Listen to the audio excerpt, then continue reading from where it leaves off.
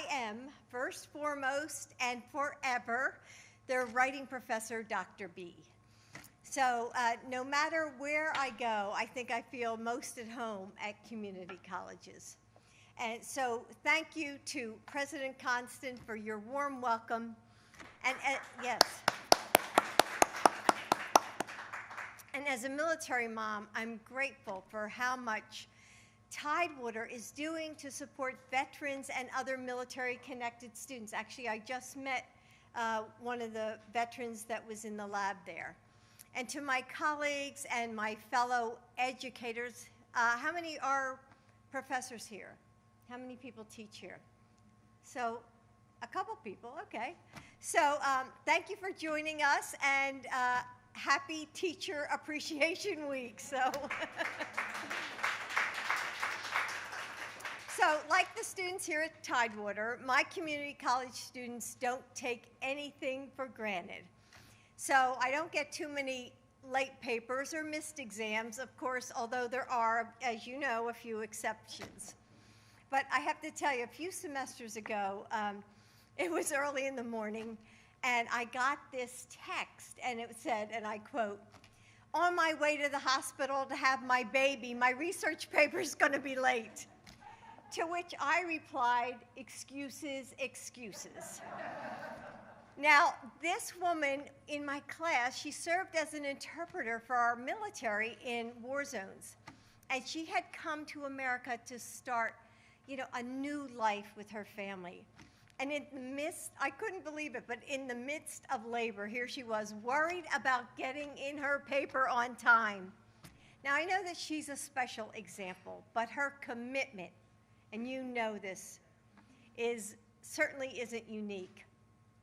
And veterans and single parents, first-generation students, refugees, my students, like all the students here, I'm sure, come from every walk of life. They show up, they don't complain, and all they ask is for one thing in return: the chance to work hard and build a good life for themselves and their families. And that's exactly what community colleges like Tidewater give them. Our schools accept everyone, regardless of age or race or income or family legacy. And they offer classes that are flexible, so students don't have to choose between work and school. They train for real-world jobs, like I just saw in the lab. They tailor to the communities they serve. Or provide a strong foundation for those students who want to go on to, to a four-year degree. Community college graduates provide more security for their families. They invest in their local schools and businesses, and they bring needed skills to our workforce, helping us to meet the challenges of the 21st century. That's why we need 2 years of free community college.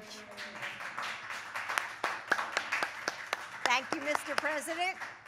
And when we give all Americans the chance to learn from preschool to community college, it will create a ripple effect that is felt by every single one of us.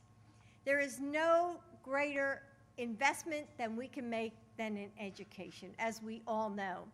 And we must provide support and resources so that our students can make it across the finish line.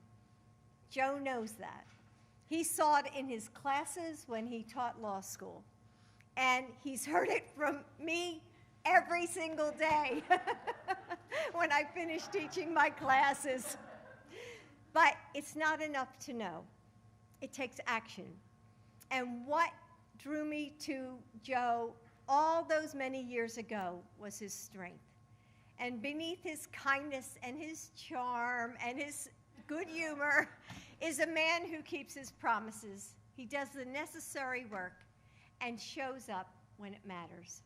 And today, the American Rescue Plan, the American Jobs Plan, and the American Families Plan will work together to deliver the future we need. He's going to deliver on our promise of opportunity for all Americans. With universal preschool, quality public schools, and free community college. Our country is going to rise together. And we see that in the story of our next speaker, Jaden Williams. And when she was a senior in high school, she started taking classes at Tidewater. And today, she's part of the TCC STEM Promise program, whose mission is to create a large and diverse STEM workforce. So, as you all know here at the community college, it's all about good paying jobs. And Jaden has made the president's list and the dean's list and is well on her way to a career she loves. Jaden, we are all so proud of you. So please help me welcome Jaden Williams.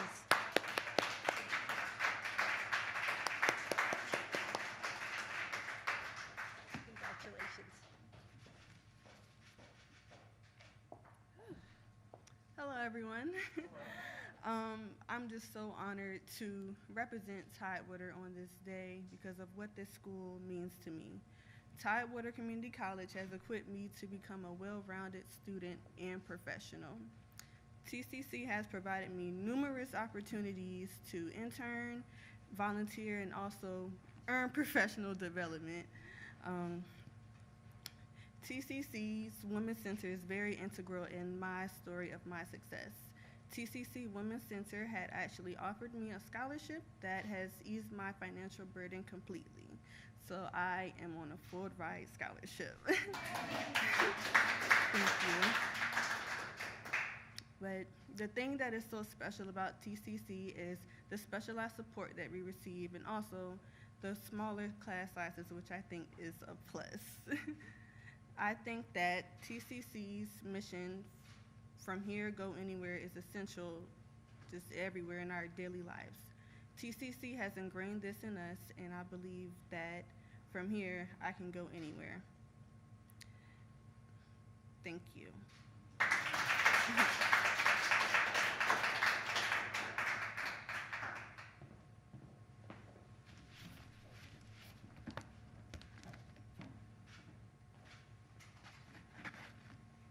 My name is Joe Biden. I'm Jill's husband.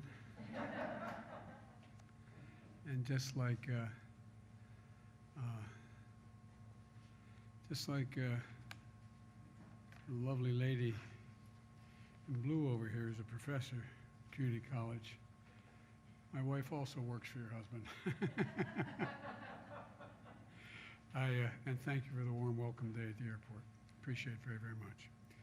And Tim Kaine, one of the great senators and a great, great friend, and a guy I've relied on most of my career. When I was in the Senate, we worked together, and as vice president, and now is Bobby Scott. Bobby, thank you for everything you do.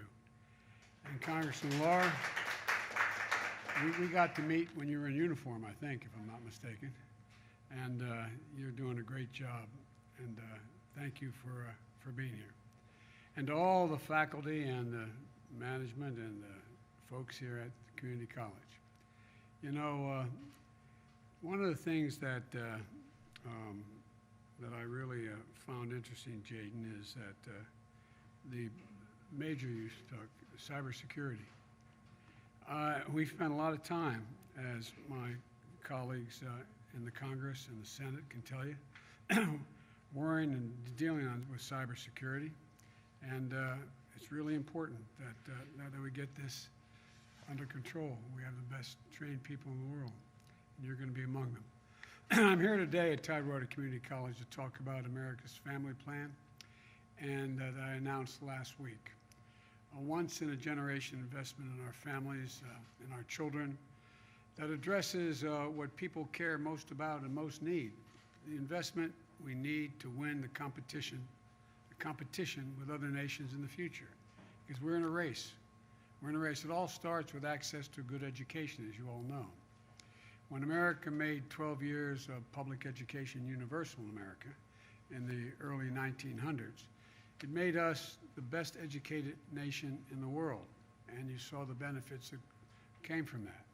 But the rest of the world's caught up to us. The rest of the world's caught up to us. They're not waiting. And 12 years is no longer enough to compete with the world in the 21st century and lead the 21st century. That's why my American Families Plan guarantees 4 additional years of public education for every person in America, starting as early as we can. We were at an elementary school earlier today, and what we're talking about here means universal high-quality preschool for 3- and 4-year-olds, not daycare, preschool. And the research has shown here at the great universities in this state and others that children of that age who go to school, they are far more likely to graduate from high school and continue their education beyond that, rather than start off behind the 8 ball if they come from families that don't have educations, college educations. You know, a lot of kids start kindergarten hearing 1 million fewer words haven't spoken than other families. And it's an unfair disadvantage. But every child is capable. Every child is capable of learning. So we just visited, by the way, a 5th grade classroom in Yorktown earlier today, where the students are back together with their classmates and teachers in school. And we saw what being in school means for those kids. Safely reopening the majority of the K through 8 schools was one of my top priorities in my first 100 days, because there's so much that happens when they don't have the certitude and the companionship and the familiarity of being with their friends. There's an awful lot of need in this pandemic for mental health facilities and counseling. And we met that goal by working with the governor here to get educators and school staff vaccinated and to get them the resources they needed to open up safely. And I often said that children are the kite strings that keep our national ambitions aloft. We say all those kids, well, they're all our children. They're all our children. And they are the kite strings that literally lift our national ambitions aloft. So we've got to invest in them, invest in our children, to invest in the future. We can't stop there. We're going to add 2 years of community college on top of that. You just heard Jill talk about community colleges and how it can change lives. Well, students here at the community college across the country know why. For some, it's 2 years of community college to earn enough credits to transfer to a 4-year university, which is available in almost every single state, to become a teacher, an entrepreneur, or anything else. For some, it's getting an extra training through a certificate program to get a good paying job in a business in town. We just met with students at the HVAC workshop, ambitious, talented students who are taking the next step in their lives. And with the skills they're learning here, and some of the students will go on to be plumbers, members of the Pipe Fitters Local 110, electricians. Look, it means higher union wages with guaranteed health care and pensions. And, you know, it's kind of amazing. One of the things, I don't know whether you know, the First Lady of this state understands, she does, I'm positive, that an awful lot of folks who even get an opportunity to go to community college still can't get there because of food, transportation, those other costs. And so we're going to increase Pell Grants so they're qualified. Every student, it will make a gigantic difference. It'll make a gigantic difference. By the way, I have to admit, if I didn't have these positions, I'd be sleeping in the Lincoln bedroom rather than the president's bedroom. But it really, you know, it really is how to start to transform the life and family and community and our economy by investing in people. Every child has a capacity to learn. And if I've heard it once, I've heard from Jill 1,000 times. Joe, any country that out-educates us will out-compete us. And it's a fact. And she'll be deeply involved in leading this effort as well. The second thing, the American Families Plan is going to provide access to quality, affordable child care, keeping parents, helping parents go back to work, providing a lifeline of benefits for children as they do better in school throughout their lives. You know, it guarantees low and middle income families pay no more than 7% of their income for high quality care for children up to the age of 5. And that makes a gigantic difference. There's millions of women out of work today, not because they're not qualified for the jobs they have, but they can't take care of their children and do their job. And the cost of child care is extraordinary. I was a single father when I first got elected to the Senate. I had 2 young boys raised after their mom and sister were killed. And had I not had the family I had, I'd never been able to do it. And I'm not joking about that. And I was a senator. I was making a decent salary. The most hard-pressed working families won't have to spend a dime if, in fact, my plan works.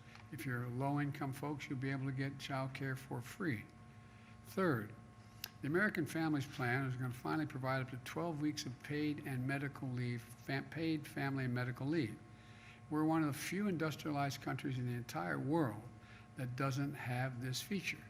No one should have to choose between a job and a paycheck or taking care of themselves, their parent, their spouse, or a child that's ill. They should have that opportunity.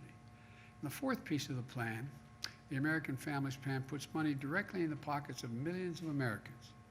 In March, we extended the tax credit for low and middle income families with children. Now, if I could hold a second here, if you make enough money and you're paying taxes, you end up in a situation where you get to deduct $2,000 per child as a tax benefit. You don't get it back, but you get to deduct it. Well, if you're a minimum wage worker, you're not paying much tax. And if you're making less than that, which many people are, you're not paying any federal tax. So you get no benefit. So we put in place, and a number of my Republican colleagues share the view too, although none are voting for it, but I think they share it as well. And that is up to $3,000 per child 6 years and older, and $3,600 for a child that is under 6 years of age. That means 2 parents and 2 young kids, they get a check back from the government for $7,200 in their pockets, which they're doing now, which can help them take care of your family. And it will benefit more than 65 million children. And all the data shows it will cut child poverty in half this year, cut it in half. My plan extends the tax credit at least through the year 2025. Because what's going to happen in 2025, as the press knows, is the tax cuts of the last president expire. And we're going to go back, that put us $2 trillion in debt. And then we're going to compete as to what tax credits there are. I think it's about time we start giving tax breaks and tax credits to working class families and middle class families, instead of just the very wealthy. And here's what the American Families Plan doesn't do. It doesn't add a single penny to our deficit. It's paid for by making sure corporate America and the wealthiest 1% just pay their fair share. I come from the corporate capital of the world. More corporations are incorporated in the state of Delaware than all the rest of the nation combined. And I'm not anti-corporate, but it's about time they start paying their fair share. It's about making a choice. We have out there this year, you have 50 corporations making $40 billion that didn't pay a single penny in taxes, not a single penny. I don't want to punish anybody, but everybody should chip in. Everybody should pay something along the road here. The choice is about who the economy serves. And so I plan on giving tax breaks to the working class folks and making everybody pay their fair share. Here's an example of that choice. If you ask the top 1% to pay the same tax rate they paid in 2001 when George Bush was president, that would generate $13 billion a year. Now that's enough for us to take around 11 of that 13 billion and provide for 2 years of community college free for every student in America. So what's fair? Go from 36 to 39.6% like it used to be, and be able to take care of what's better. Just think about it in terms of what's better for America, not Democrat, Republican, individual. What's going to grow America more? What's going to grow America more? What's going to make us more competitive, stronger? What's going to make us better educated? So for folks at home, I'd like to ask the question, do we want to give the wealthiest people in America another tax cut? Or do you want to give every high school graduate the ability to earn a community college degree on their way to good paying jobs or on the way to 4 years of school in industries of the future? Healthcare, IT, cybersecurity, you name it. Look, another example. For too long, we've had a 2-tiered tax system. Working families pay taxes they owe on the wages they earn. while some of the wealthiest Americans avoid paying anything close to that fair share. My plan revitalizes and the capacity of the IRS to crack down on. There's a number of studies from the former Secretary of Treasury on that millionaires and billionaires are able to avoid taxes and cheat in avoiding those taxes because we have so few agents in the IRS. The consensus is if you increase the disclosure requirements for banks and financial institutions on accounts of the wealthiest Americans to reduce tax cheating, you will have two steps. Two steps would recover $70 billion per year that currently goes unreported and unpaid. Now, we've been hearing about this for the last 10 years. Instead of cutting the number of agents, we should be increasing the number of agents. Not hounding anyone, just being able to get access to information and shut down all the tax havens from the islands to, anyway, I won't go into it. I get a little carried away with this. But look, and we can take this money, and pay for universal pre-K for every 3- and 4-year-old in America. So what is better? Making people just pay their fair share? Paid family leave, child care cost of working families, maximum of 7% of their income. Again, it's a choice. It's more important to shield millionaires from paying their fair share, or is it more important that every child gets a real opportunity to succeed from an early age and ease the burden on working families? Third, we have a loophole in our tax system called stepped-up basis. It's also known as a trust fund loophole. For example, if I had $1 million in stock that I bought and it made $1 million, and I was going to cash it in, I'd have to pay capital gain on that $1 million. But if, God forbid, on the way, go back to where I was, on the way to where we're talking about, on the way to cash in my stock, I got hit by a car and got killed, I can leave it to my daughter, and she pays no tax. A tax that was owed 2 seconds earlier. It's not an inheritance tax. It was a tax that was owed two seconds earlier. But that's what stepped-up basis means. It's a person passes away and leaves the stock in their son or daughter. Son or daughter don't have to pay anything on that multi-million-dollar gain when they sell that stock. And that's worth a lot of money. Look, it may be decent and honorable people, and they are. But the last thing Americans with the amount of wealth needs is another tax break. We need to make a choice of eliminate the loophole. Only the gains above people making $2 million a year, or excuse me, a couple. A rate of capital gains rate for people making more than $1 million a year, which, by the way, would affect 0.3% of all taxpayers. 0.3% of the top 1%. And close another loophole, like the real estate investor loophole. The wealthiest simply paying the same rate on their wages and investment income that raises $40 billion a year for the next 10 years. The reason I'm bothering to do this is I keep hearing on the press, Biden's going to raise your taxes. Anybody making less than $400,000 a year will not pay a single penny in taxes. And we will not increase the deficit either, unlike the last gigantic tax cut, which increased the deficit by $2 trillion. It's about balancing the system and growing the economy. It would mean wealthy investors no longer pay lower marginal tax rates than their secretary pays, their secretary in their office. Do you want to know what that would do? That would take that money and extend the life-changing middle-class tax cut and put it in place for American Rescue Plan and expand child care tax credit. I mentioned earlier that's $1,700 in the pockets of family with 2 kids for now through 2025. Look, just closing these loopholes by taxing investment income at the same rate as wages for the wealthiest Americans would have enough to extend this again through 2025. So I ask again, is it more important to keep these tax loopholes for millionaires? They're good people, they're not bad folks. Or would we rather put $7,200 in the pockets of working moms and dads every year if they have 2 children? Folks, trickle-down economics has never worked. For too long, we've had an economy that gives every break in the world to the folks who need it the least. It's time to grow the economy from the bottom up and the middle out. We can choose to give hard-working families a break, a tax break in effect. We can choose to invest in our students. We can choose an economy that rewards work, not just wealth, and that chooses the choice I'm making, and the vast majority of American people support, is let's give people a shot. Given even half a chance, the American people have never, ever, ever let their country down. Imagine if we give them a full chance. Imagine what it would mean for them and their families and for our country. We're the United States of America. There's nothing we've been unable to do when we do it together. So let's get together.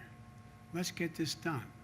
Because the truth of the matter is that we can do this and grow the economy. I won't go on all the other statistics, but the plan is estimated to grow the economy another $1 trillion. This will grow the economy. Everybody will be better off. So I want to thank you all for doing your part here to make sure that not only you're educating and giving people a real shot at a real life consistent with their talents and their capacities, not limited because they don't have the money. And we're going to give it to a lot more people. I promise you, America will be much stronger for it. Because like I said, we're setting out a universal education. It wouldn't just be 12 years anymore. It would be those 14 years, 16 years I'm talking about. 2 to start and 2 at the other end. And as your state has done under your governor and your senator and your congresspersons, your state, if you get 4 years out of here, 2 years out of here, it's 2 years toward a state university. You cut tuition in half for a 4-year degree as well. So there's an awful lot of possibilities, an awful lot of hope. And the good news is I think there's overwhelming bipartisan support for this. If you look at the polling data, Republican voters overwhelmingly support it. Now I just got to get some of my Republican colleagues to support it. So thank you all. God bless you, and thank you for the work you're doing. And may God protect our troops. Thank you so much.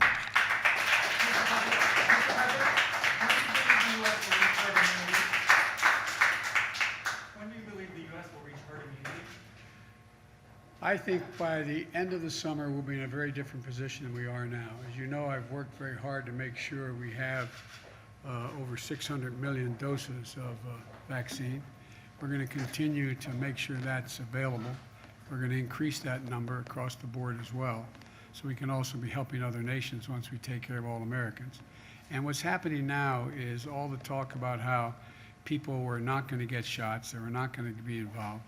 Look at what that was. We were told that was most likely to be among people over 65 years of age. But now, people over 65 years of age, over 80%, have now been vaccinated, and 66% fully vaccinated. And there's virtually no difference between white, black, Hispanic, Asian American. And so, because what we've done, under some criticism, is we have expanded access to vaccinations to familiar places, 40,000 drugstores now, also all of the community health centers that are available all across the nation, mobile units going out, and it's getting better and better and better. And so that's why we're leading the world.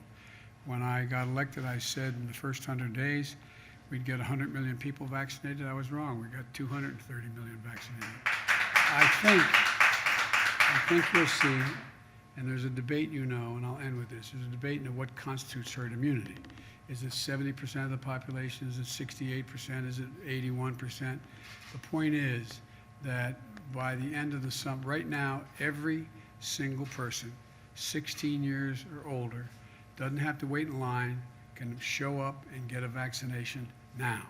My plea to everyone, get vaccinated now, please. Thank you.